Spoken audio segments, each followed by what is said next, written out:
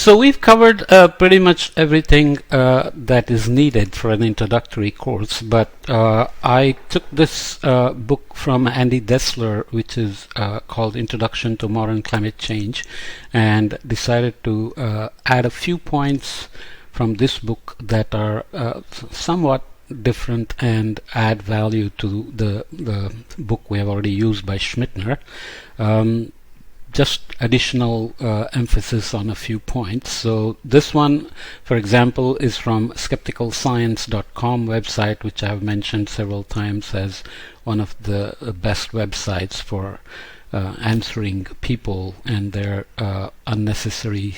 denials. It basically shows that climate change cannot be understood by looking at temporary secular downward trends or no trends and trying to throw the baby with the bathwater, as they say. So there are obviously natural variabilities where trends remain flat and may even go down temporarily, but if you look at the longer period, which is relevant for climate change timescales,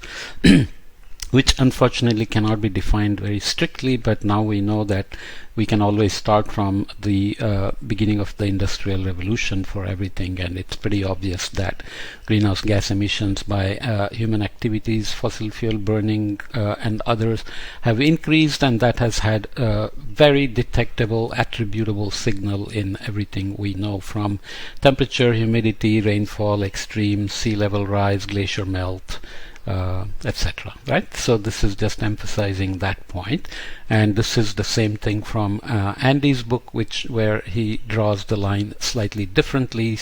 argues that you can always have local, depending on where you start, you can always have a flat gradient or a downward gradient, but you cannot deny the fact that temperature anomalies with respect to any base period you pick is been increasing, and this is done even for the Holocene period, which used to be debated forever, but a recent paper has put that to rest as well, that now we have clearly exceeded any Holocene climatic optimum and other temperatures we had during the Holocene coming out of the last glacial maximum. Of course, you can go back 50 million years to the time of dinosaurs and find much warmer temperatures, but then we were not around at that time, so that's not very relevant. In the context of the extremes, we talked about this shifts in temperature distribution. So there is the fraction in terms of percentage per degree. You can see that 1970 to 99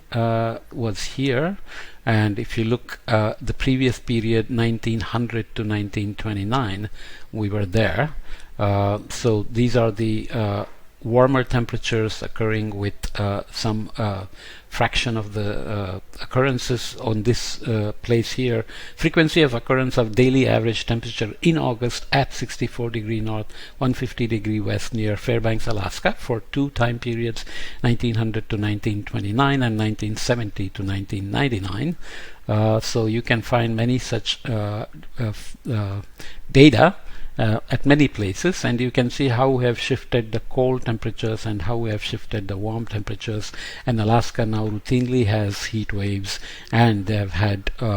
Christmases without any snowfall, and the jet stream still wavers, and it can produce minus 50 degrees Fahrenheit in DC, while Alaska Fairbanks is at 62 degree Fahrenheit at the same time, and politicians have used that to say there is no global warming, but obviously global warming itself affects the features like jet stream as well. And this is a nice way to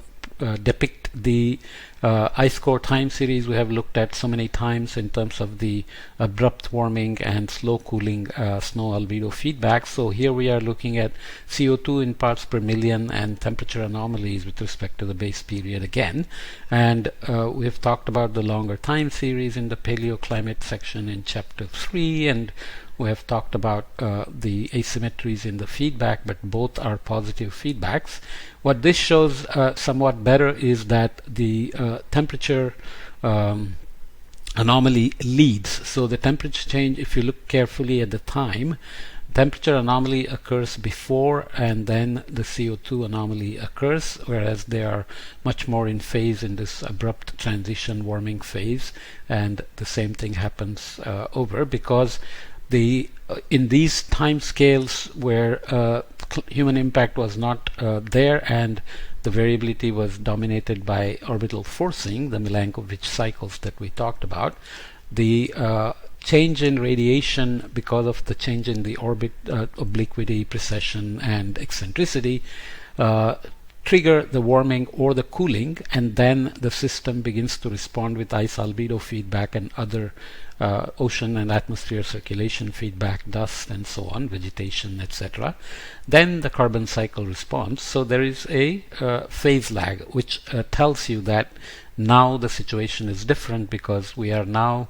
changing the CO2 first, and methane and nitrous oxide, we are increasing those, whereas the temperature is trying to catch up with the changes in greenhouse gases because the additional energy trapped by the increased greenhouse gases is being used up to 93% into the ocean, melting glaciers, evaporating the oceans, and so on. So that has to be understood, and the physics is very clear, so there is no room for denial. So here is the Holocene again. So as I mentioned, nice paper by Marcotte et al., which resolved some of the issues of seasonality of the previous measurements and so on. So coming out of the last glacial maximum 21,000 years ago and after the Younger Dryas, which I haven't mentioned much in this course, but I have courses elsewhere you can look up. We were below the baseline of 1961 to 1990, and we came out to be warmer than that period.